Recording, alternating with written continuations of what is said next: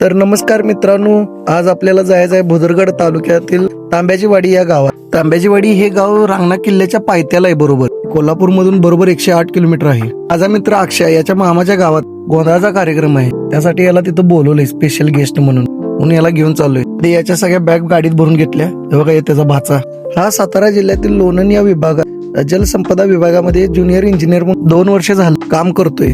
त्याची स्टोरी खूप मोठी आहे, या एका व्हिडिओ मध्ये तर सांगू शकणार नाही. आणि त्याला 2 दिवसानं परत डायमंड हॉस्पिटलला पुढील उपचारासाठी ऍडमिट करणार. तो बरं झाला की त्याची स्टोरी पूर्ण त्याच्या तोंडूनच ऐकू आपण. गारगोटी पर्यंत येऊस तर गाडीत बसून वैतागलेलं ती, म्हणून त्याला गारगोटीतलं फेमस असं क्रांती वड्यामध्ये एक वडा दिला आणि चहा देऊन फ्रेश केला त्याला. कारण गारगोटीतनं अजून 50 किलोमीटर लांब आहे तांब्याची वाडी आणि पूर्ण जंगल एरिया. काय सुद्धा मिळणार नाही रात्रीचं.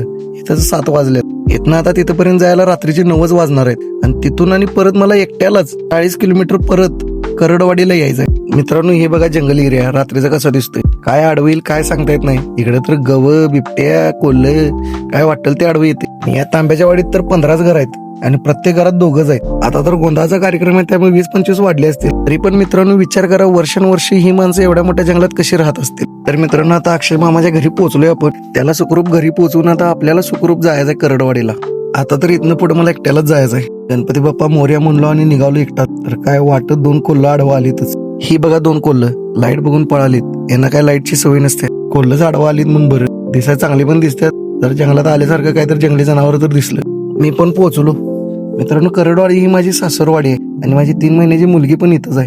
तर आमच्या मोठ्या सासूबाईंनी जावं आलाय म्हणून गरम गरम भाकऱ्या केलेल्या या खातो मित्रांनो. आणि आपण भेटूया पुढच्या भागात, कारण जरा मोठा व्हिडिओ झालाय. उद्याचा आणि भाग इंटरेस्टेड आहे. मित्रांनो, असा सपोर्ट राहू दे. Thank you so much.